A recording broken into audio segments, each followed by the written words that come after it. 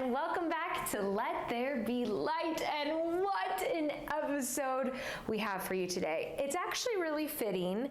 If you're watching this on YouTube, I'm wearing my Taylor Swift Life of a Showgirl cardigan. And this is fitting because I was just minding my business, scrolling on Instagram, and I came across, there's a school here in St. Louis, Correazu, and they had the funniest Instagram reel where they took the soundbite of Travis Kelce and Jason Kelce introducing Taylor Swift on their podcast, you know, when she holds up, and I'm so excited, that's my 12th studio album, Life of a Showgirl. And they did a little remix of that, and it was hilarious. And in it, I saw Sister Patricia, and I said, hold on, wait a second, who is this? So bada bing, bada boom, I start stalking Sister Patricia as one does, and I realized, wow, one, I can't believe she lives in St. Louis, and two, I have to meet her. I just have to meet her. And so, lo and behold, today's guest is Sister Patricia Young. She is a sister of the Apostles of the Sacred Heart of Jesus. And yes, right now she is currently teaching at Correazu here in St. Louis. And what I loved so much about this episode was we really went in without much of a game plan. I just was so interested in hearing her story and what led her here. And I hadn't even realized at the time that she had only been in St. Louis for a month and a half, which was really neat. And so we got to talking a lot about her discernment story, and she just explains really how she had this wrestling match going on with God. And it's not what you would think for a normal discernment story, and that's what I like about it, is it really shows that God calls a lot of different people in a lot of different directions, and it's just a matter of hearing his voice. But the truth is, if he's calling you somewhere, he's not going to give up, and he did not give up on Sister Patricia Young. So it was such a delightful conversation. I think it's a really great chat for you to listen to if you yourself are discerning something, whether that's a vocation, a career, a relationship. I also think it's just really, it's one of those episodes that it just leaves you smiling, and just she has this joy to her and this just lightheartedness that I think is a really beautiful testament to the charism of the order, but also just who she is as a person. She's just such a joy to talk with. And so I really hope that you enjoy this conversation as much as I did. I could have talked to Sister Patricia for a lot longer. So I simply am just so grateful to have a new friend after all of this. So with that being said, please enjoy Sister Patricia Young. I'm Mary Coltwriter. Welcome to Let There Be Light. Finding beauty in the broken starts right now. Let's get ready. Let's get ready to shine. Let's get ready. Move yourself, go do that. Okay, Sister Patricia. Well, thank you so much for being here today. Yeah, this is exciting. We were saying this is your first podcast. First podcast, the debut. Yes, the debut. And I just want people to know that I am actually obsessed with your social media and your school's social media. Okay. Because They do a good job. when I saw the video of the Taylor Swift announcing the Life of a Showgirl, and you guys were announcing the new Correazu class, I knew in that moment, this is where I would have gone to high school. Yeah, it was exciting. I think I was there only maybe a day when they did that. And the social media, the communications people, Natalie, Kristen, they were like, we have this idea. Yes. And I was like, yeah, I'm in. Whatever, I'm in. So that was fun. It was so fun. It was so good. And then I really took a deep dive. And now I'm like stalking Correazu, and I'm like, wow, they are literally so fun. Didn't they also do an announcement to the class? Yeah, so we have no phones at school, which Yeah. is like 10 out of 10 recommend. Yeah, I love it. But yeah, they did an announcement because obviously the girls wouldn't have seen it. So they kind of paused the school day for a second and just like let them know. And it was funny. Yeah, the girls were very, very excited. Although I think my class was just like kind of stunned. They were like, they like kind of all sat there. I was in the middle of geometry, and I think they were like hoping to have them have like a more excited reaction, but all the girls were like, what? Like, it was just like, you couldn't even be like excited. So we just continued on with geometry, which was, in hindsight, I'm like, why did we not allocate more time for this momentous occasion? But yeah, they had a nice reaction to it. So That is so funny. I could see myself also being stunned because you don't have your phone. You're hearing it as an announcement and you're like, is this a prank? yeah, Are they telling the truth? I need more details. Where did it happen? What did it happen? How do we know? Yeah. Where are the photos? Like, yeah. I There was a would've- lot of girls like pulling out a laptop. They were like, hold on, I just have to. And I'm like, is that geometry? And they're like, just 1 second. I'm like, in hindsight, I should have just been like, does anyone want to just see? Because we could have moved on. But anyways, it was Right. something to look forward to, I guess, when they were done with school. So. Right. Yes. I'm a big Swiftie. Yeah. I'm a very big I saw Swiftie. that. Yes. So when it happened, I actually, there's a voice memo that I sent in my coworkers, because my coworkers were like, oh my gosh, and it was like just me screaming for about Yeah. 60 seconds straight. I mean, I don't know if I've ever been that excited about something in my own life Yeah. personally, Yeah. which maybe I should take that to God, you know? You're like, I got to pray about that for a second. Yes. Like, Yeah. that's interesting for me for sure. But I do love Koryezu. I want to go on the record here. I work with a lot of schools in my job. So there might be me on TV saying this to another school, but I'm now in a church, so in a church basement. So this feels more legit. Yeah. I do think I would go there. I would go there. Yeah, think I it's mean- one of my favorites. It's one Yeah, of my you can favorites. say that. It's like one of your my favorites. It's one of Yeah, my it's been amazing. I think I've always heard so many good things about Koryezu from Yeah. Connecticut. Like I was, living there and I would hear these great things about Koryezu, but to like be there and see them in person, I'm like, no, it's a great place. So it's been, it's only been a month and a half, but it's been wonderful. So let's talk about this Yeah. because I had thought that you have been in St. Louis for a while, but I just you're give off new. that like St. Louis You vibe do. of like been here forever. Yes, you do. Yeah. But you are new to St. Louis. Yep.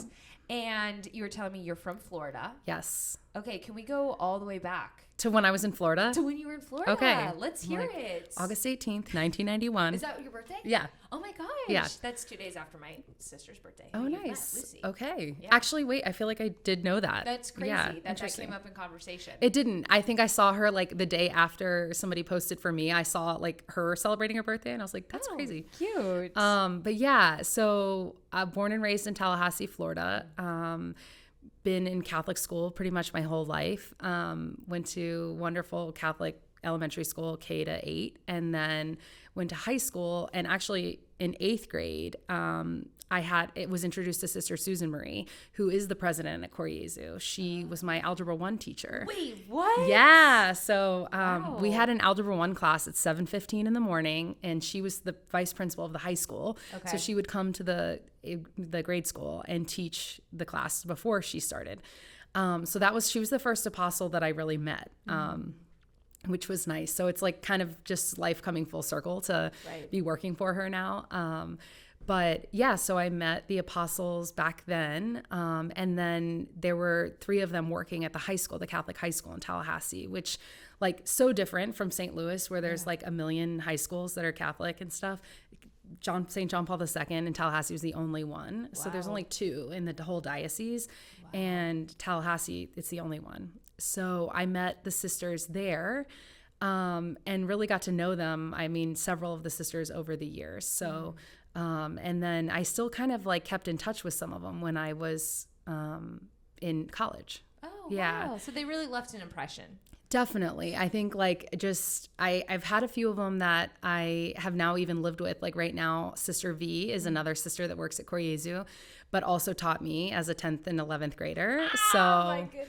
I like to remind her that she did give me 2 detentions on the first day of high school. So Wait. yeah, I know. What do Yikes. we I wanna skipped unpack homeroom that? and then I lied about it. It happens. Okay. Like Yeah, you gotta listen, we sometimes all you just gotta growing do what you gotta do. pains. So yeah, but she's hilarious and just kind of like very impactful for my vocation, the sisters that I knew when I was in high school. So Yeah. that was always good. Can't say I thought I was going to be a sister though when I was in high school. Like that Okay. was not something, I joked about it, Yes. but cause like class clown got to make the joke. There's sisters around. But yeah, I didn't really think that I would be a sister. Yeah. Although like I had a lot of questions about their life, you're just curious. Right. and wanted to always know like way more about them than I did. So Okay, so there was a natural curiosity. Yes. So you knew them so it was grade school and high school? Yeah, grade school, not as much. Sister Susan Marie taught me 8th grade, but that was it. She didn't work at that school, so she worked at the high school, and then I came to the high school for 4 years. So it was in high school. So you have this moment, you have this connection, you're joking around, blah, blah, blah, blah, blah. Yeah. You go to college. College, yeah. So I actually, when I graduated high school, Sister Ellen, who I also have lived with, she was the principal of the high school at the time when I left. And I knew I wanted to be a math teacher. I knew I wanted to teach at that high school. And I was like, graduation, I'm like, listen, you better hire me in 4 years. When I have a degree, like, and I'm official, you better hire me. Yeah. So I went to college, St. Vincent College. So feast day today, it's St. Vincent de Paul. But I went to, I went to St. Vincent, and our sisters actually have a house in Greensburg, which is like maybe 25 minutes from the campus of the college, which like, I guess I didn't really understand like where the sisters were. So obviously at Cor Jesu, I feel like they get much more of the apostle like charism and understanding. In a diocesan high school, maybe not as much. Like, so I really didn't have a concept as to like where the sisters really were in the United States. And yeah, but they were not far from where I went to college. So I did get involved with a group at St. Vincent called Best Buddies, and it was like national organization, but the school that we run in Greensburg is a school for exceptional children. So we did a lot with the adults and students that were there, and that was wonderful too, to see like another aspect of like the apostles of the Sacred Heart of Jesus, of their ministry. That wasn't just normal diocesan high school life. So I had no idea that Cor Jesu and like Sacred Heart Academy existed, but yeah. That is interesting. So they were involved, you're saying, with Best Buddies. Well, yeah, because it was like that the organization like St. Vincent went to visit our school, which is called Clalion Heights. And so they serve, at students from like age up to age 21, and then also adults in their facility. So it became something where we like had a buddy that we got letters from, and we would go visit and stuff. So that was kind of fun. But I didn't really interact with the sisters much other than that, you know. Okay, but you knew they were there. You knew they were in the peripheral. So you go back. Do you get the job, the math teaching job that you I wanted? did get the job. Yeah, Okay. I was worried that I wouldn't because I was like, they have to have an opening for me. But yeah, I did get the job. She hired me to teach math and history. So I showed up. I didn't really realize it was going to be history also, but I do have the history background as well. So okay, good. I did study both of them.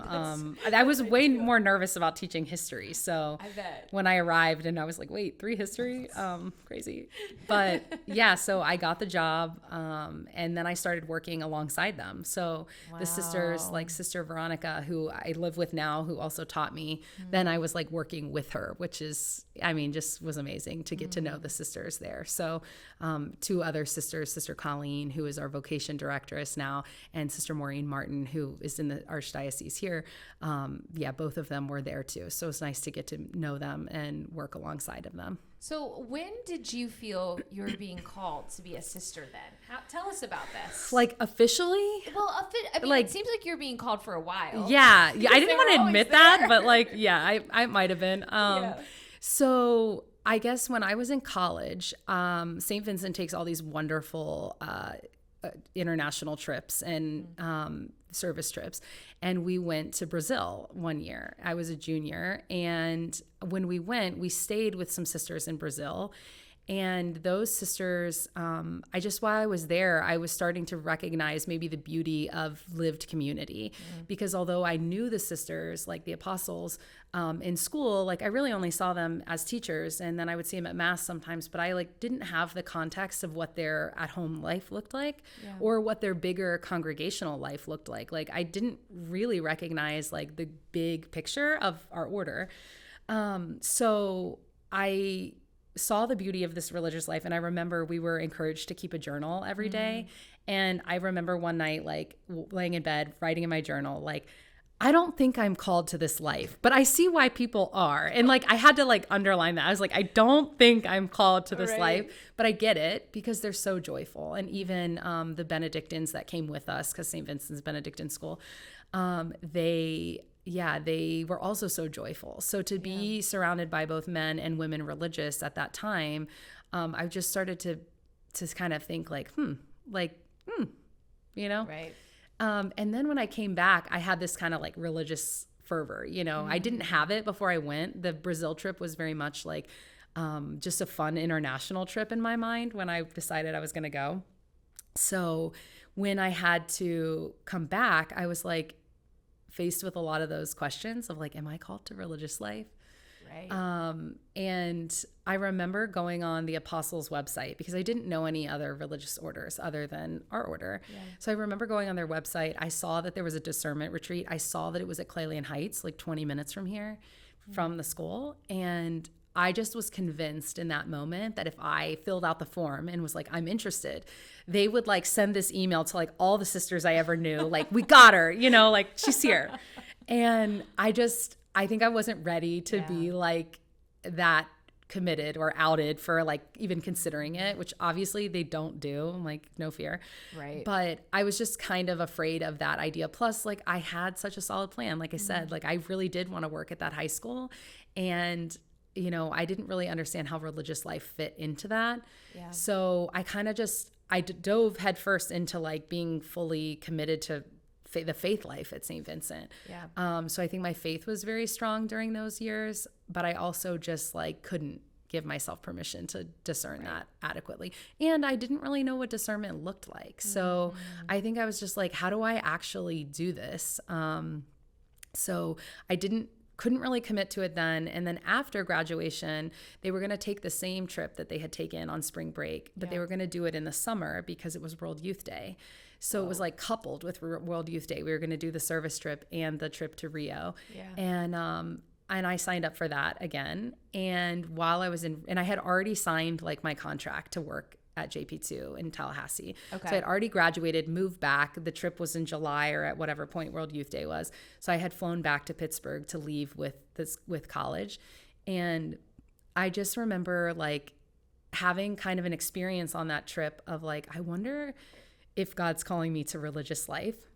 And it was weird, very weird. Obviously God kind of was pulling all these things together, but we had gone to the Benedictine monastery in Sao Paulo, and we walked in, we were eating dinner one night, just our little group from St. Vincent, and nobody was around, huge monastery. Yeah. And in walks this like whole group of sisters. And we were sitting there and I was like, I think those are the sisters that like run our school. Like, I think those are apostles. Yeah. But I wasn't sure because I was like, why are they in Brazil? Like I didn't really understand that they were in Brazil. We have lots of sisters in Brazil, in fact. But yeah, they were apostles. So like here we are at the Benedictine monastery and like I'm running into our sisters.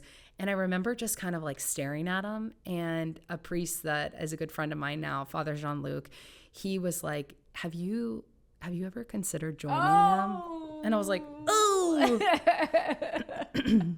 yeah, I was not ready to like answer that well. I was like, nah, you know, I like couldn't handle serious conversation. Right. But I think on that trip, like, there were like 4 million people at that World Youth Day. We saw those apostles everywhere. Like we ran into them on the beach, on like at, random streets that we were walking in over that week. Like, and I just kept thinking like, and they did have a night at World Youth Day where we were like encouraged to pray for vocations.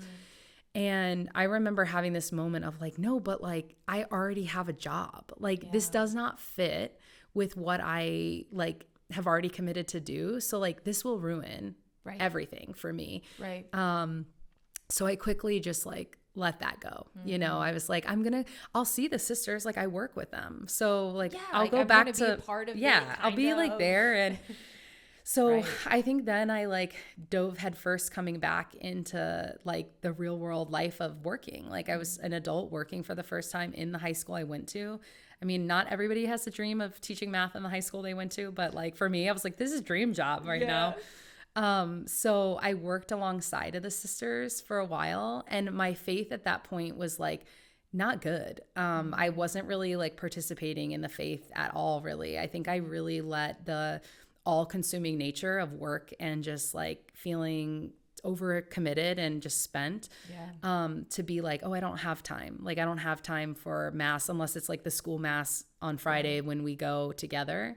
And so, yeah, my faith life absolutely suffered. Meanwhile, like, I'm still working in a Catholic high school, like fully committed to the mission, Right. which feels so weird to be like, I'm so committed to the mission of Catholic education, but like Right. can't be bothered by like, the bare minimum, I guess. But I was ministering alongside of the sisters, and I just felt like, yeah, I loved them. Like, I love the sisters that I knew. And then they called us all into the office one day, at the faculty, and it was like 10:30, and we're all huddled in this conference room, and the sisters just look very like stone cold, which they're not. Sister V and Sister Colleen are like the two most exuberant people. And they were like, we're leaving Tallahassee. Yeah. And so, and I was like stunned, like just could not like, and I was like, what do you mean? What do you mean you're leaving Tallahassee? I mean, that school is the school opened in 2001 and the apostles were there to open it. So like, even though it's a diocesan school, they've always been there. Yeah. And I just was like, I can't believe that they're leaving. Like, what does that even look like for us? Because even though at that time, like our sisters were not the principal, it was like, this is part of who the charism of our high school is. Right. It's intertwined, obviously. Right. And I don't even think I could articulate that at the time of like, our charism is such a part of this high school, because I didn't really understand what that meant, but I was just, devastated. It was like truly the worst day. And then just processing it with the two sisters that were there were like, yeah, they were so sad about leaving and also excited for what their future held. Like Sister Colleen ended up going to Ireland as a missionary. Sister V came to Koryezu. So obviously as sisters, we get transferred and you look forward to what's next, but closing a mission is hard on everyone. And the people in Tallahassee, they love the apostles. So just to kind of, to lose that, I was like, it shook me a lot. And I remember going home that day, calling Father Jean-Luc and being like, I can't believe this is happening, And he was very much like, do you think that like, that's what you're looking for? Like, do you think that you might like to go with them? And I was like, what? Like, no. But I was so sad, and I remember, and they remember this too, of like, we moved them out of their house and they pulled away in like a U-Haul, and it was like sad movie 101. I was like, like waving in the driveway by myself. Oh my goodness. Yeah. And I think then what I started to realize is like, yeah, I do miss them. Like there's, and just not even as just people, like wonderful people, but they added something to our school that from its very moment of opening, they were contributing a charism that I didn't understand fully. And it was different without them. So, a year passed and Sister Veronica was celebrating her 50th Jubilee. And so 50th year professed as a sister, she invited me to Connecticut. And of course I'm going to go to Connecticut for her. Like she's wonderful, taught me, worked with her, just amazing. And I remember pulling up to our mother house and being like, uh-oh, like just like, like so like overwhelmed by something. And I was like, I don't know what it is that's making me feel like that. Right. And I was also like a little bit uncomfortable because my faith life was not great. And so I'm like, I can't, like, you're not calling me to this. Like, that would be crazy because like, I'm not even that good of a Catholic, I feel like at the time. Yeah. And so I came to celebrate her 50th Jubilee, and she just, it was a wonderful weekend, but it was like, I was surrounded by like 100 sisters who then were like welcoming me. And I got to see the community and the strength in their numbers, which I was just so overwhelmed by, I think. And then it was like a very dramatic. I drove to Connecticut from Florida. It was a very dramatic ride home. Like very, very dramatic ride home. Those long car rides, they get you. Yeah, it was like get the ya. up and down. I drove from there to Stone Harbor, New Jersey to see some of my friends from college. Yeah. And I just like, I could not be in like fun friend mode. I was like crying on the porch about maybe wanting to be a nun. Yeah. And I remember my friend Carly, she's wonderful. She was like, why are you crying? Like, you be a great nun. And I was like, what? No, what? You know, like it didn't like make sense to me. Right. But that was when I like felt like I seriously had to discern it. I was Yeah. like, no, there's something. Like Something's it doesn't, none there. of it makes sense.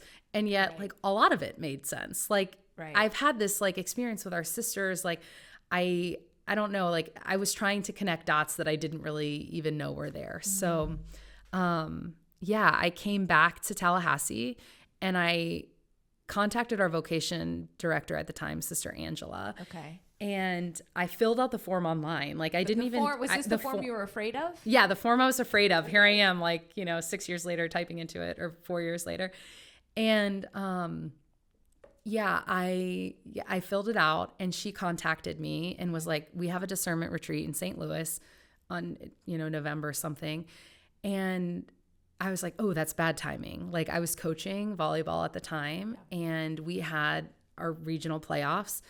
And I was like, I really want to come, but I mean, we'd have to lose this game. And like, we're not going to lose this game. We played this team 4 times. We kill them every time. Yeah. And she was like, okay, well, I was like, all right, I don't know what to do about that. So, in like probably the most spectacular loss of like my coaching career, like it was terrible. Like we lost to a team we had beat 4 times that year, 3-0. Are you serious? We lost. It was Wait, like, it was what? so bad. I feel so bad for the girls that day, but like, it just was a spectacular crumbling of everybody. Like we all came together and it was like, they did not have a great game mentally. Some players were not into that match. They were ready for this Yeah. long season to be over. And like, I was obviously in this like headspace of just Right. not being able to like understand what was going to happen next. And Yeah. I was watching this like game happen and I'm like, I can't believe we're going to lose this game. And like, will not have a reason not to go to this tomorrow. Right.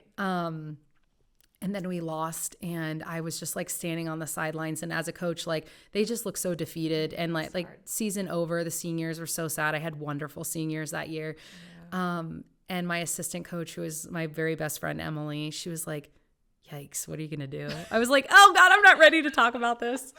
And yeah, I was just like, it was like a long Wow. drive home from games too. Like she was driving and I was just like sitting in the front seat, like, oh my gosh. That is crazy. Yeah. Actually. Yeah. So I got in the car the next Wow. morning and drove to St. Louis. I cannot believe that. Yeah. It was not the way I wanted to go on a discernment retreat, but Right. God's time, I Right. suppose. So Yes. yeah. God was like, you think you're gonna win, but Yeah. other plans. Yeah. You're gonna So win in other ways. it was like to this day, like I think is one of the only times like our volleyball team did not make it to regional, like to the regional playoffs. And I was like, that like worst coach ever. But but here we are. here we are. Got a Like lot of I wins out of survived it. it. Yeah. Okay, so you go on this retreat. Go on the discernment retreat Yeah. and I was just like, again, 12-hour drive to St. Louis or whatnot. I Those was long like, drives. yeah, thank God. I probably needed them. Yeah. But I got there and I just like, I couldn't be myself in that moment. Like I was so like scared, I guess, of what this means. Like, what does this mean if I'm being called to religious life? And I Right. think that weekend I remember being just so quiet. Like I didn't have anything to say. I was also like fighting a cold. So it was like everything coming together to like make it hard. You just had a loss. Tough loss. I was Yeah. like, yeah, I should not be coaching anymore. No. And yeah, I got to the discernment retreat. There were, I think, 6 or 7 other women there, and 2 of which I ended up like entering with, like Sister Allison. She entered a year ahead of me, and then Christina, who has entered and since left. But it was so nice to be there, and I just, yeah, something was like working into my heart. I just couldn't really like enjoy the weekend because I was terrified that this was like going to blow up my whole life, which like, of course, is not the reality of what, joining religious life is, but it Right. felt that way at the time. And so, yeah, I remember one of the sisters kind of leaning over to Sister Angela because she knew me and she was like, "Is she okay? Like, she's not like this quiet usually." And I was just like, ugh, like I'm so overwhelmed. But I think that weekend gave me a lot to think about of like, okay, if God's calling you to this, it might not be that he actually ends up calling you to religious life, but he's Right. certainly asking you to consider it. Right. So like, I mean, you probably should consider it. And I Right. came home from the discernment retreat very like up and down with like my faith. And I'm not participating in the faith like I should be. I'm certainly not I don't have a theology degree. I don't have all the answers to everything. Yeah. And I came home and I was like, dramatic to my parents. Like, I think I'm called to be a nun. And my dad's like, they go to church, right? I was like, yeah, well, all right. So that was. How did they take that? What Yeah, was their I think it reaction? was dramatic. I mean, was- typical yes. like me fashion. I was not like gentle with preparing them for this. I Right. was like, I think I'm called to be a nun. Like, I might do this. I might be. Yeah. And they were like, what? Like, you haven't. Like, I had done nothing up to that point. Right. In some ways, and in other ways, like I'd done everything. Like, Right. I'd known our sisters my whole life. I've been in Catholic school forever. Yeah. There are a lot of qualities that I do have that would probably lend itself to religious life. So then I was, but they were kind of like thinking I was kidding. I think that Yeah. I might consider this for a while, but like I wouldn't end up doing it. Right. Like you're the class clown. You're just Yeah, having a good I know. time. Yeah, they were proud of that award, I'm sure, when I got that. But so not super prepared for that. But then I started discerning with the apostles. I went through all the like check boxes of, okay, I'm meeting with the vocation director. Right. She has this monthly meeting for discerning women. I'll be there on Zoom, like faithfully. And I tried to make time for it over that next year. And then the following summer, I took a long time to do this. I mean, some people discern and then enter in a year. I felt like I was like 2.5 years of like contemplating it. The next summer, I did like a live-in experience with our sisters in Clalion Heights. So I stayed there for a week, worked there. And then I kind of said to our vocation directors, like, okay, like if I'm serious about this, like, what do we do now? Like, what's the, like, I have to seriously consider this. So then I started meeting with her regularly, going through these like examines of my life and different things that she might want to know about that I might need to work through, things like that. Yeah. And then it came to a point where she invited me on what we call the pre-postulancy. And it was spring, it perfectly lined up with my spring break. So it was going to be 1 week of coming to the mother house and living the life basically with other women who are also thinking about doing this. Yeah. And it was my spring break and I'm like, wow, that timing couldn't have been better in some ways. But also I had already planned on taking a spring break trip to Savannah, Georgia. So I was like so upset that I wouldn't be like going to Savannah with my friends. Right. But in Sister Angela left me very free in that regard. She was like, okay, well, I guess you can wait till next year. And I was like, next year? Like, that's so long.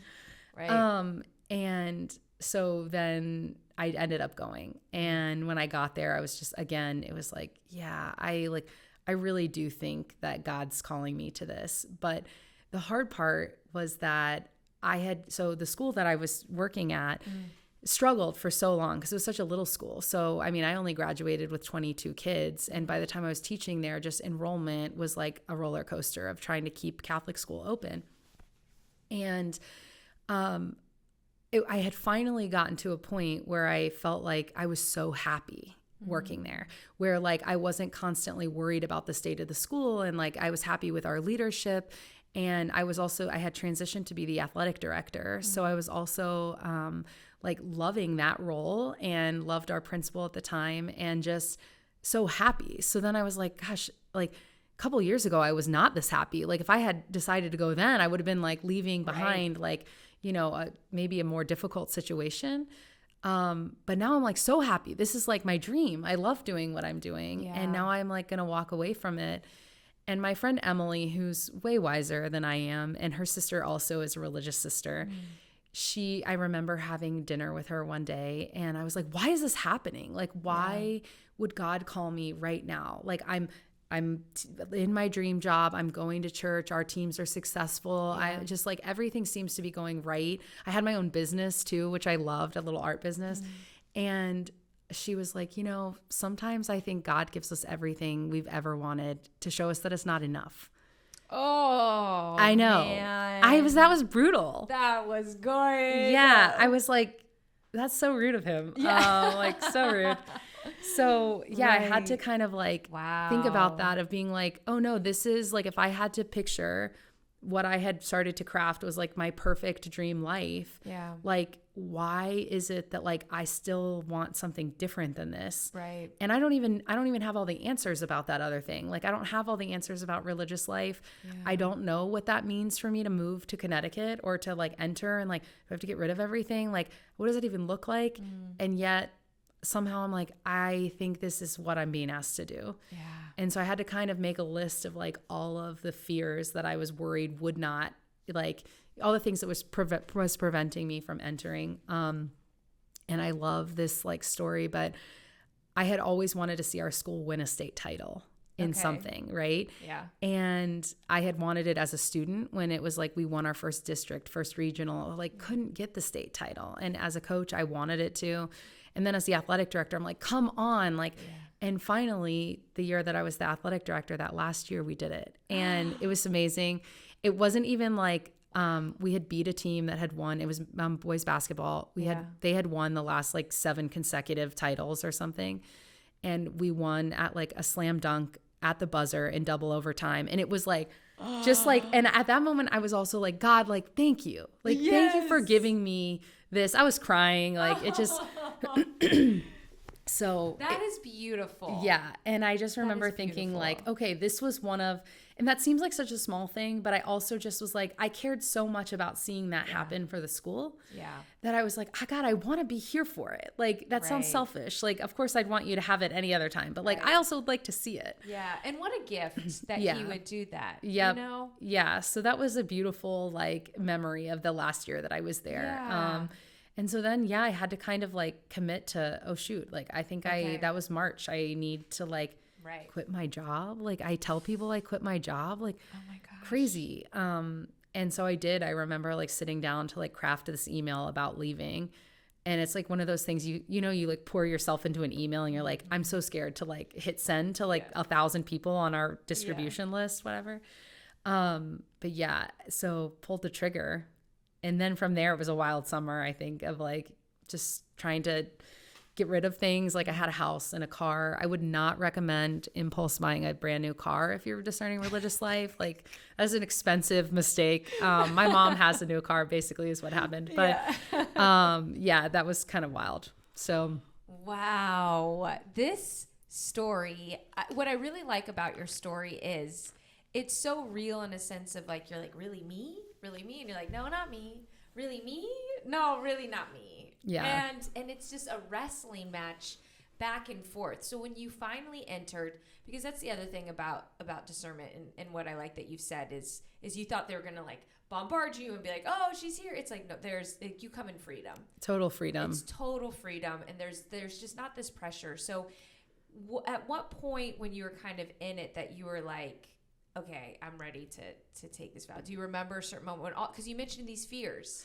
Like ready to take the step to like to actually enter? Yeah, and to take those vows and how did you navigate those fears, I guess? Yeah, so I guess one of the biggest fears I had was that I would leave my job and then like, what if this wasn't for me? What if I did find that when I got to Connecticut, like I wasn't called to religious life?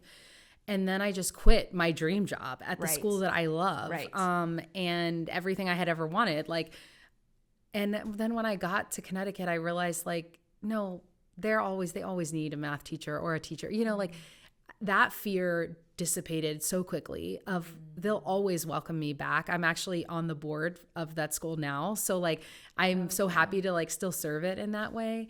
But that was a big fear of like, what if I can't go back like to my old life? Like, what if and that's of course not reality. My parents would have welcomed me back. Like they still would welcome me back if I discerned that this life wasn't for me.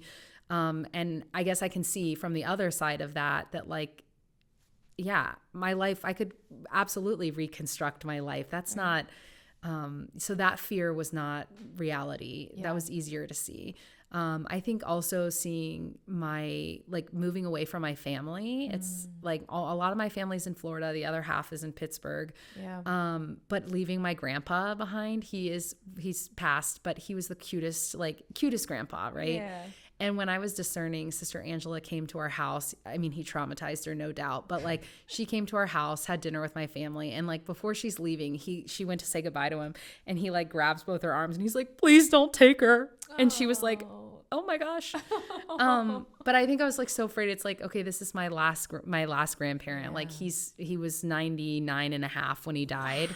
Oh my goodness. But I was just, he was like 98 when I entered. So I was just like, I'm moving away from him. Like I never know when I might see him last. And I was nervous about that.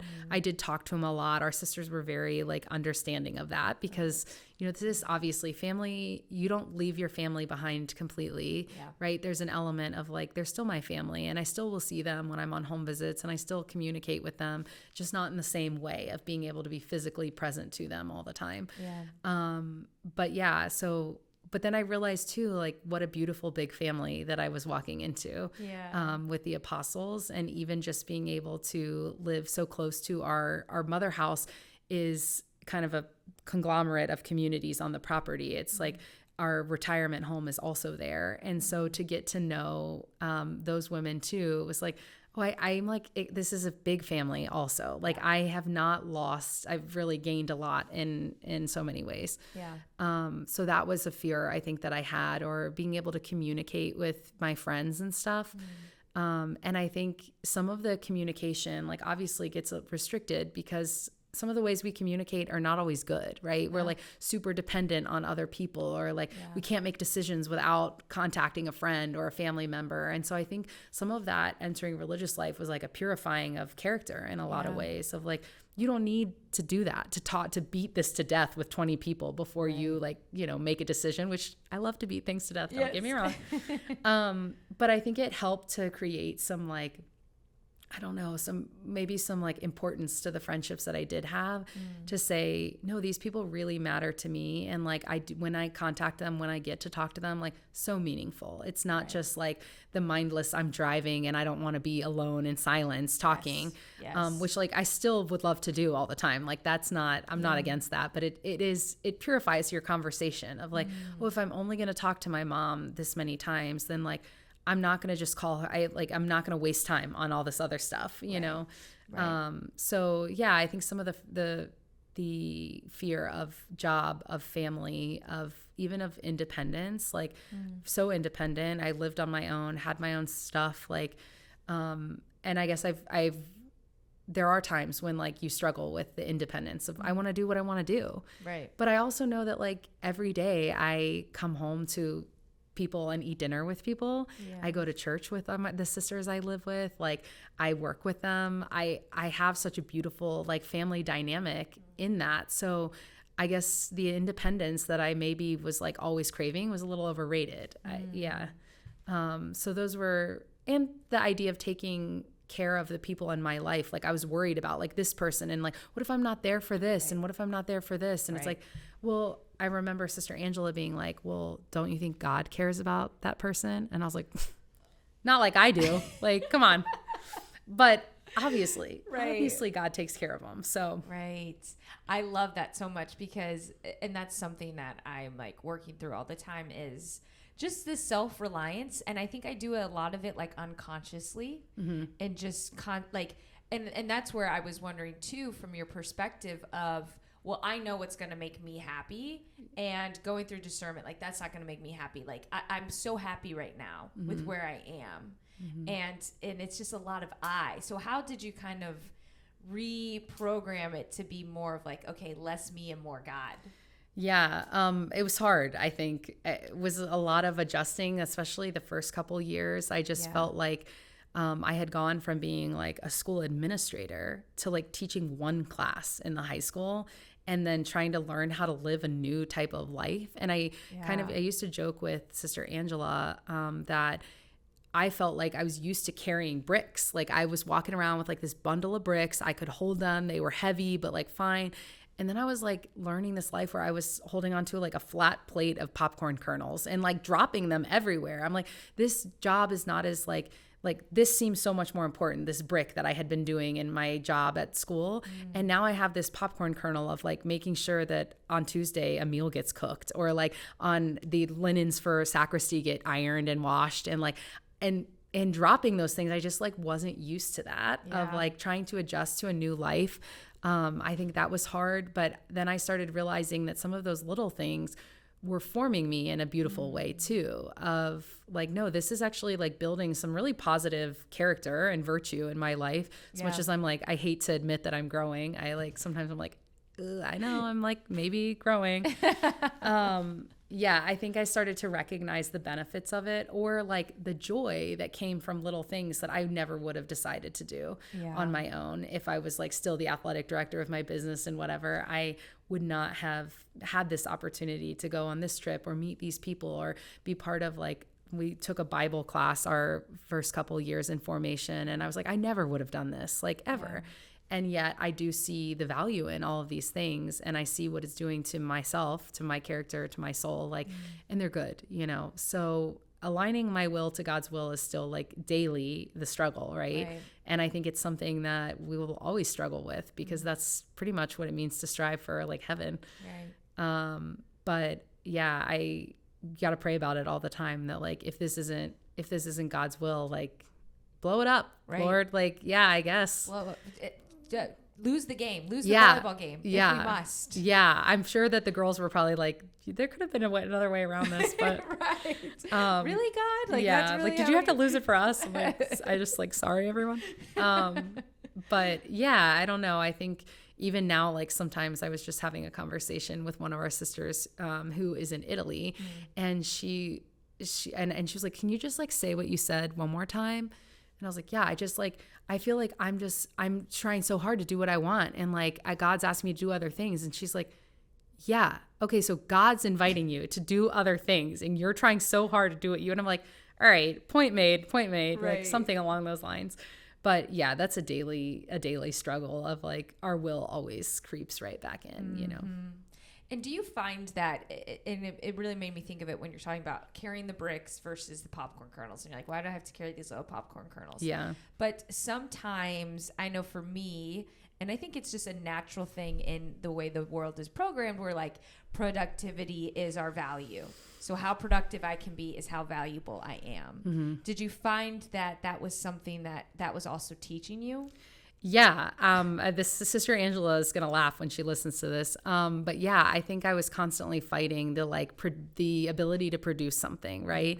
It's like, even when I joined the Apostles, and like, we have a craft fair, right? And I would make things, I'm like, but I'm not making them to the scale at which I was when I was running like an Etsy shop, right? Like, I'm like, this feels like not significant. Like, I want to produce lots of things. And like, what if I start my business? Can I bring this business here? Like, you know, it's like, that's not what it's here for. Right? There's a purifying of like, why do you do that thing? What is it contributing to the world, the church, the whatever? I'm like, okay. So I think, yeah, I struggled with that, of feeling like, if I had gone from being an administrator to just teaching my one little class, I was like, I'm not important in this school. Like, I walk in, I teach the one class, and then I turn around and walk out. Like, the people that work here don't even really know who I am. And I just like that was a blow to my ego, I think, of like, I love to be all in at schools. It's something I love at Koryezu, but I needed to like take that step back, because too much of then your identity is this ministry. Right. And like, that's actually not the most important thing. And then what if you lose it? It's like, if you lose the thing that your identity is like grounded in, I mean, that's like, that ends up being like much, much harder for you. Right. So to recognize that, the school is something I do. I love being there, but like, if I get transferred, or if I'm not a teacher anymore, will I be okay? And I think now, I think I might be okay. I'd struggle a little bit, but I wouldn't have thought that then. Like, that was very, very hard for me. To go from like full-time school ministry to like hardly anything. Well, because that's what it sounds like. It sounds like you were a hustler. You were like, I got the athletic director, I got this. And I feel that in my own life, that's something that I'm currently trying to work on, because I especially at work right now with just different roles, it's like, I am enjoying the juggling a little too much. Yeah. You know, I'm Yeah. enjoying those bricks a little Yeah. too much Yeah. now. Yeah, I definitely felt that. I think there's like a I don't know, like you start to feel like, well, I think you start to feel very validated in something Yeah. maybe God's called you to. Right. And then it crosses that line of like, does. now it's too validating. Now I'm like I feel too good about what I'm doing and not as much like I've looked beyond the giver of the gift, right? And Yes. I'm not looking beyond the giver of the gift. Like I'm just looking straight at this gift and being like amazing, and I forget that like this is a life God called me to, and like if He calls me away from it, or if one of these bricks like disappears, then Yeah. will I be okay not carrying it? Right. And That he's really the one carrying the bricks. Right. Yeah, we were never carrying them to begin with, maybe is the issue. Like I thought I was. It's like my arms being like held in a sling. Right. But yeah. Like, yes.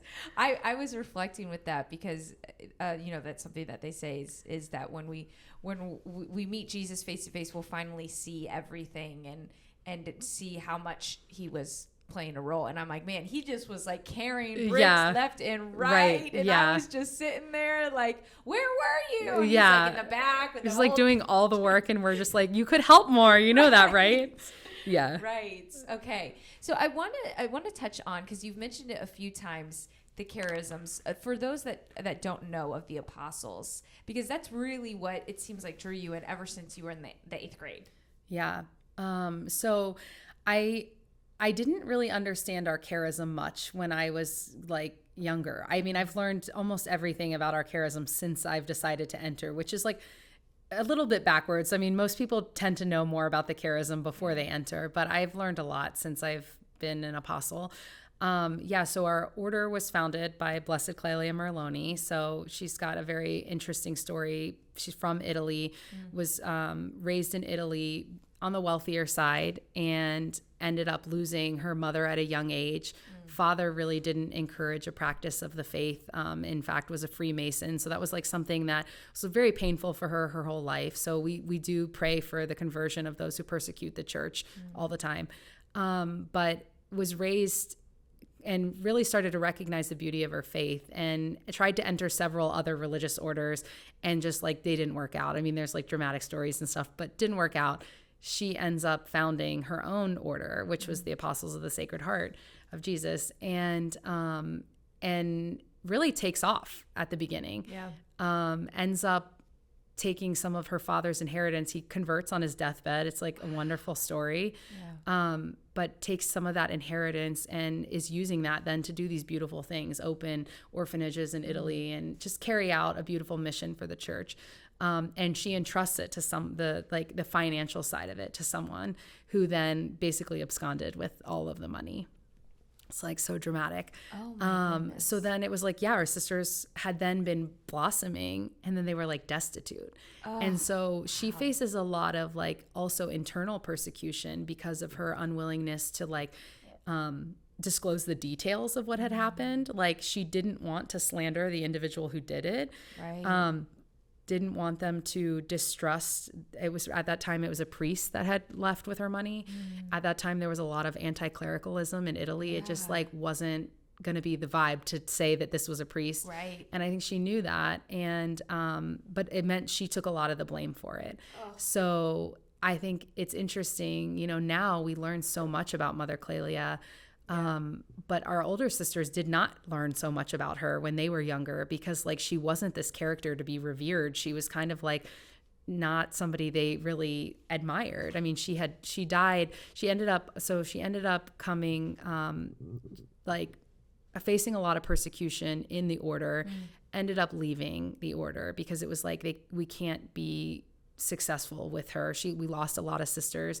She steps away for like a period of exile. And then they realize that if they want this to be an official congregation, they need the foundress back. Like, it's like, where did your foundress go? So she comes back kind of out of humility to be this character that they needed to like make the congregation official. Yeah. And I think her life then is, not much longer after that, she passes away. but she really serves as this like beautiful witness to some of the younger sisters who didn't really fully understand Mother Clelia. And so she is such a beautiful mother figure to them. But so she dies, and then our sisters end up spreading out all over the globe. We ended up in Brazil and then in Boston, kind of under the direction of Bishop Scalabrini. But the idea at that time was to minister to immigrants, to minister to Italian immigrants who had made their way to the United States, who made their way to Brazil. And then to do the same thing we did in Italy, which was like care for orphans, care for women who like weren't being well cared for, and the elderly. And so we had a lot of different ministries that were similar to a lot of congregations at the time, but really that emphasis on sharing the love of the heart of Christ, which like is in some ways can feel so vague, but like I guess the beauty of that is like there's so many ways to do that, to share the love of the heart of Christ, because there are so many ways in which the church needs that love. Yeah. So really to understand the charism, I don't know, it's just this like, obviously we can't really put a definition on our charism other than to like be an apostle of love, reparation, and an apostle like the first apostles. So that idea of like we're called to be apostles, which was kind of a weird thing for women at the time to be called apostles, but to be sent out in service of the church, to share the love of Christ's heart with the people that we encounter. And we still do that through like education, through hospital ministry, prison ministry, pastoral ministry. But it does allow us to encounter a lot of people all over the place that are really needing that love. And I think, that love coming out of such a wounded heart, like we all carry those like wounds. And just to be able to minister to people in that way and help to kind of build up the body of Christ by sharing his love with all those people is really beautiful.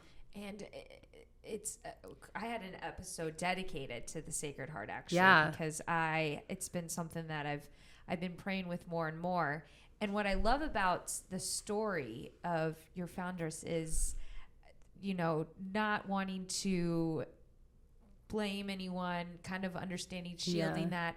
She took on a lot of suffering, which is like very much. She's big on that, and that's hard. Like as hard. We read her writings and stuff, and she's very much calling us to suffer for the sake of God, and that, nobody like really wants to bring that on. I think when we were in the postulate novitiate, we would do like a table reading of her like writings and stuff. Sometimes we just all had to sit there, hear the quote, and be like, ooh, like, okay, like anything uplifting in that book, because she recognizes the suffering that takes place in the world, and our desire, I guess, as part of our charism is to share in that suffering. And like, I don't wake up every day thinking like, I hope to suffer for you today. Like we pray that morning offering, and it's like, I'd much rather like be it my joys than my sufferings that I'm sharing with the world. But she was big on like understanding just the sanctification that can come from suffering, right? Which is hard because we don't always want sanctification like that. No, not it. Be easier to get it other ways. It would. It really would. I mean, there's, but you lose volleyball games. Like there's a lot of things that we could do that would be easier. Like it's not the easiest of paths, but it's so beautiful to think that she has this order that she founded that's dedicated to the Sacred Heart, and there's literally nothing that suffered more than Jesus' Sacred Heart. It brought so much love. Right. I know. Sometimes I joke. I was joking with my spiritual director a couple of years ago when I was having a rough time. Yeah. And she was like, well, now you can look at Christ on the cross and say, I know exactly how you feel. And I was like, all right, point made. I'm not suffering quite like that. But like, it's like, even in those times, I was just reflecting on a student. I've been writing college recommendations recently, but just reflecting on the idea of like, we're bringing these kids to know the heart of Christ, and to know that like when they experience that broken heart, that like they have a God who has one too, and that the beauty of being able to like relate in that way to really difficult things in their life. Sometimes we tend to like not think of Christ's suffering in like more than a like divine way of like, no, it was like a human heart too that is also suffering, was misunderstood, like persecuted by the people around them, experienced loss. Like, we forget that when we like forget about his human nature too. It's like his suffering feels so far removed from ours. And I think if we really sit down and pray about it, like we start to realize that it's not so far removed, that like we experience those things too. But of course his is just so much greater. Right.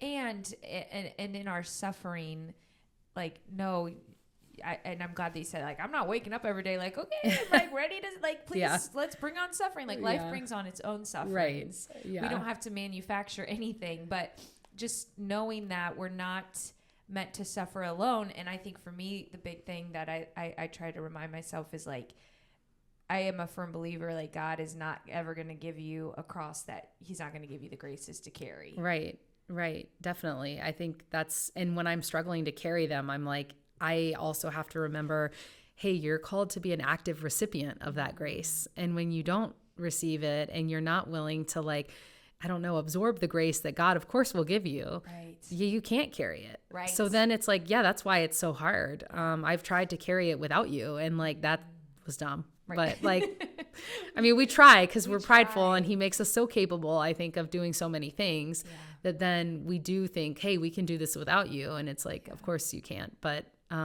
it's just not the way to do it. So yeah, I think it is a beautiful opportunity to like lean into suffering, even though like I don't really want to do that. Right.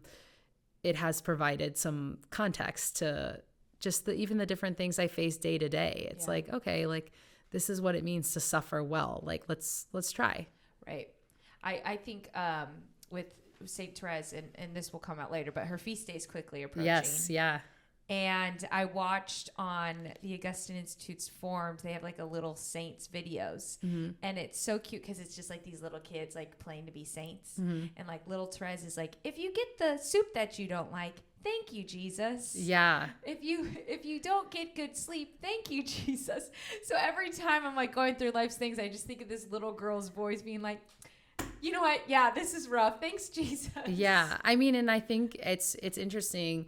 Religious life provides for that in such an interesting way, because the independence that you would have even just in regular life to eat what you want, to go where you want, to like not interact with people maybe that you don't want to interact with. Like we're still called to do these things within religious life. It's like I don't get to decide what I have for dinner every day, and like I don't get to decide all the time what my Monday night holds. And so there are times when I'm like, oh, like this is what it means. This like weird meal is what it means to like to be like, you know, yeah. So I think that's it's an interesting thing, and something, you know, we could all probably lean into more of just accepting those little things that come our way with a little bit of grace.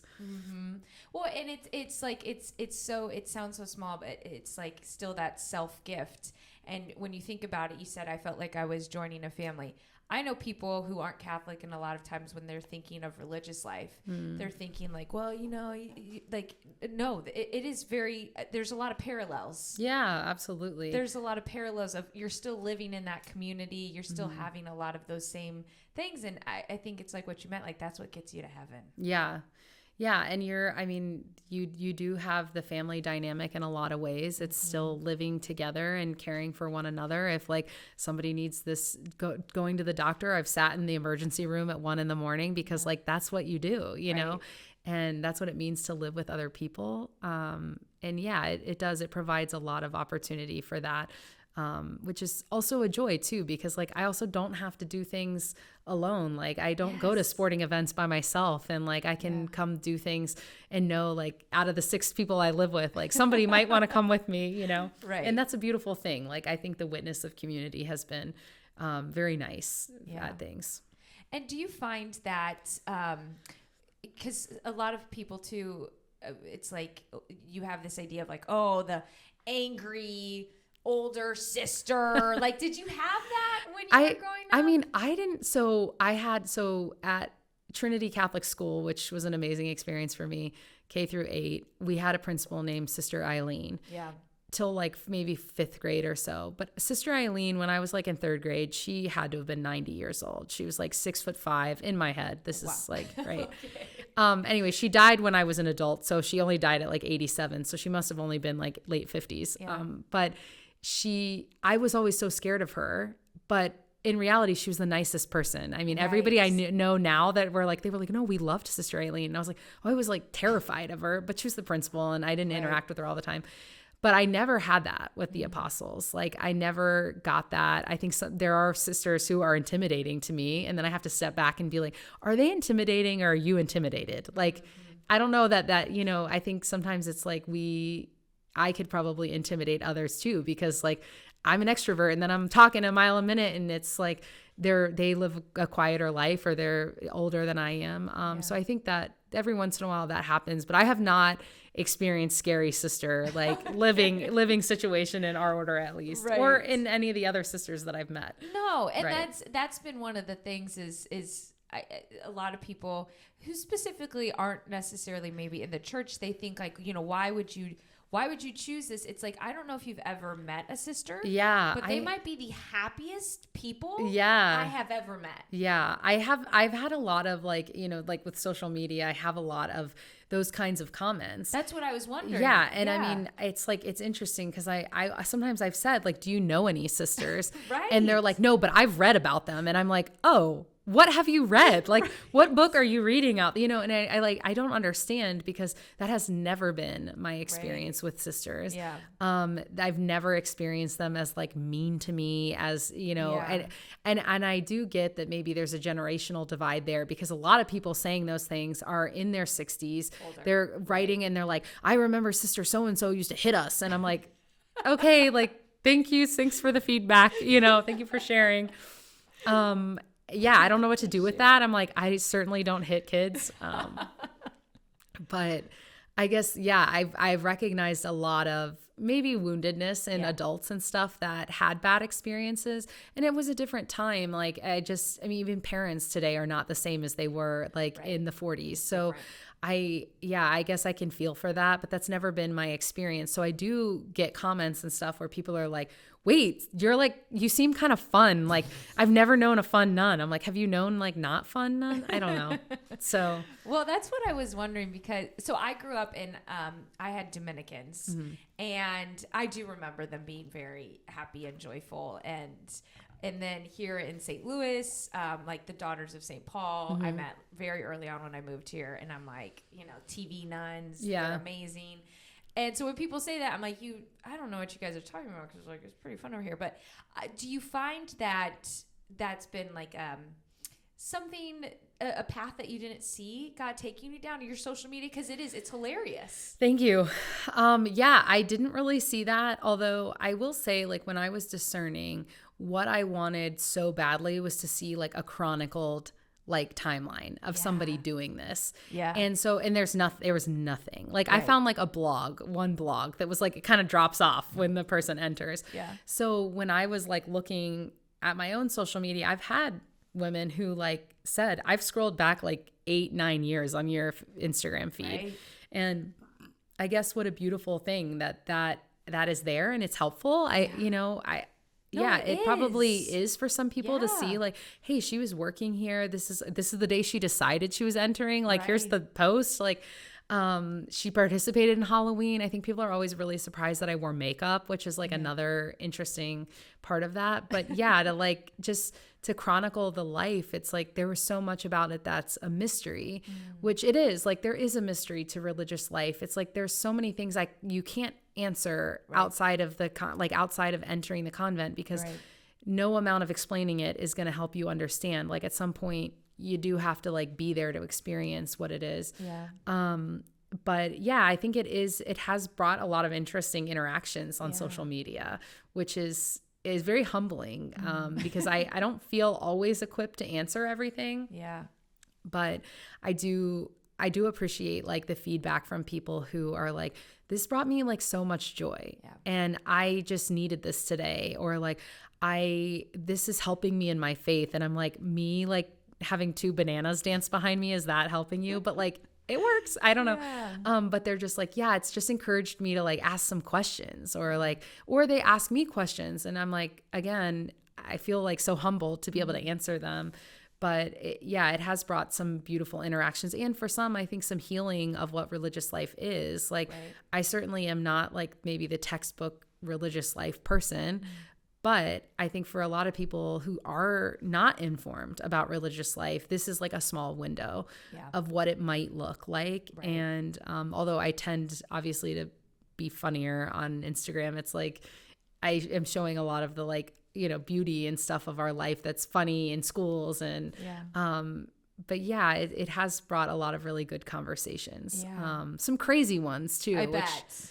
yeah, bet. that hasn't always been. Once like it's like a video goes viral and then it hits like the dusty corner of the internet and you're like, like Of course. I'm doing a lot of deleting on these, Yeah. but yeah. it happens. Yeah, it does. It does. But I think, I mean, because even when you were mentioning, when you're like, really, like, God, are you calling me? Like, I feel like I'm not even that good of a Catholic. Like, I could see why that would be helpful for people to see, look back and be like, oh my gosh, she just looks like a normal girl. Like, she was like me. Like, Yeah. maybe I am being called to this. Like, I do think there's so much great and beauty in that, because as someone who did grow up Catholic, like, I definitely had that perception of like, oh, if you're getting called a religious life, like, you are saint material. Yeah, no, I know. You're probably just hiding in the corner reading books, introvert. Yeah. Like, that's not at all what it is. No, it's not at all what it is. But that is also what I thought. And I think I was just like, God couldn't possibly be calling me. Right.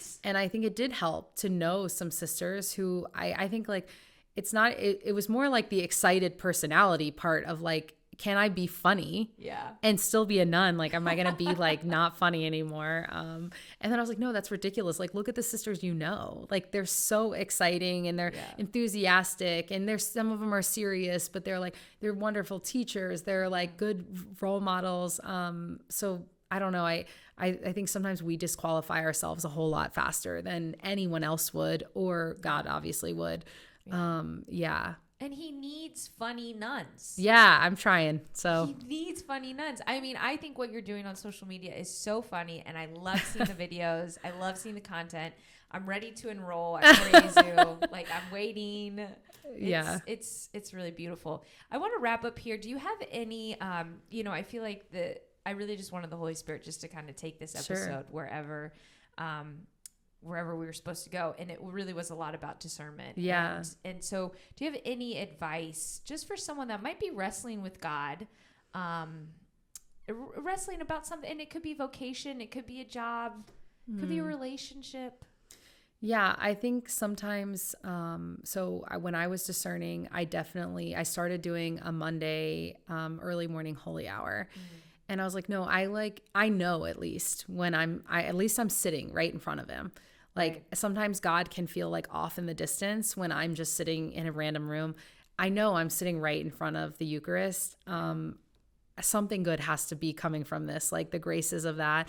So I feel like I leaned into adoration in a lot of times to like also give myself that quiet and that time to slow down, where I wasn't like looking at my phone or on a computer or on like talking to someone, to be like, no, you can sit with the Lord for an hour. Yeah. And like, if he wants to talk to you, he will, but like not instantly, not once. Like, you gotta create some time for him to operate, because we want it to work overnight, and it just doesn't work like that. Right.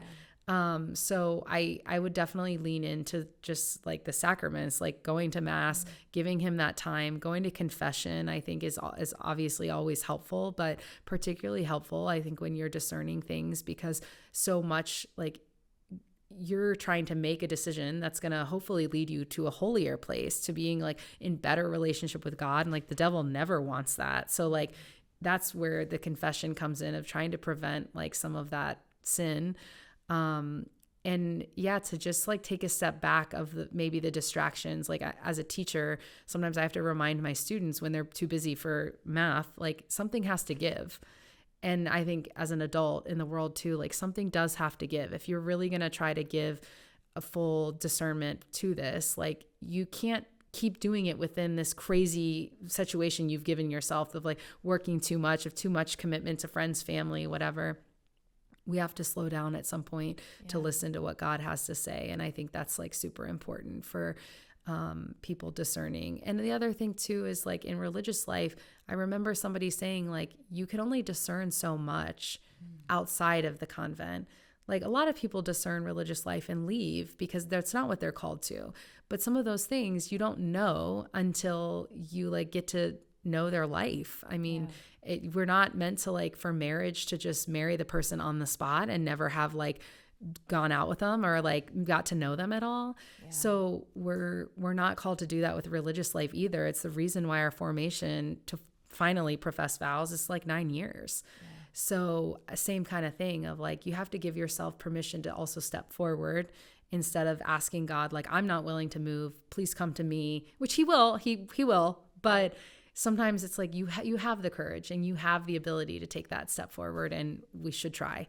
And it is, I've been surprised too at how many people step in to support you, and you don't always think that will happen. So people discerning vocation in religious life or to marriage or jobs or things like that, it's like sometimes like, yeah, we have to trust God and be brave. Like it's just going to call you to step forward, and it's not easy, but it is what we're called to do sometimes.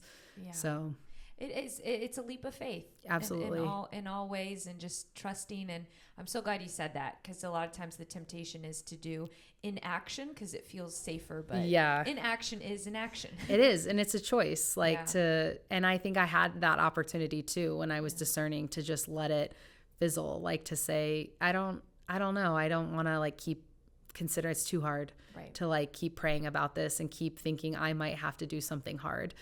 And we're called to do hard things, right? We're not made for comfort. Right. As much as we want it, we're not made for it. So to kind of step out of that. And that's where some of those little practices come in, like all those little things, the sacrifices, the small sufferings of like, oh no, if I can embrace these things, then like I could maybe take this bigger leap with God. And also know that if it didn't work out, like he's not just going to be like, well, your life's over, like that, we're done, like it wasn't for you. I mean, obviously God loves us enough to like bring us forward and then move us somewhere else if that's what's needed. So I think very early in the episode you did say like, I don't know if he's calling me to join them, but I know he's calling me to come to this discernment, come to this weekend, join in this way. And it is like there's a lot of graces from formation either way. Yeah, definitely. So I think, I mean, when I even leading up to like professing my vows, it was something too of like, okay, like this is the next real step of like, I'm going to profess these vows. I'm going to kneel here before God and all these sisters and my family and say like, I want to live this life. And that the leading up to that was also a point of like, wow, I feel like really unqualified for this in some ways. And yet there was also like a calming of my heart when it happened. And I was like so grateful, because I think sometimes we worry that that won't happen, and it does. But it is a constant journey with the Lord. Whew. We're going to need them, that's for sure. You got to put down those bricks. Yep. Will you close us in prayer? Yeah, absolutely. In the name of the Father, and of the Son, and of the Holy Spirit. Amen. Lord, we just thank you so much for this time together. We thank you for all the beautiful gifts that you bring to our lives, all the ways that you call us to enter into closer relationship with you, all the ways that you show us how to use our gifts to serve you, to serve your people. And we just ask that you continue to bless us, bless the people who are listening, just to call us to remind us of all the beautiful parts of our lives, the relationship that you desire with each and every one of us, and just to calm our hearts and our minds whenever we take those steps towards you, and just to always know that you love us and that you're always here for us. And we usually end our prayer with, Sacred Heart of Jesus, I place my trust in you. Sacred Heart of Jesus, I believe in your love for me. And Blessed Clelia, our foundress, pray for us. In the name of the Father, and of the Son, and of the Holy Spirit. Amen. Ooh, I liked that. I like that a lot. All right, Sister Patricia, thank you. Yes, thank you for having me. This was great.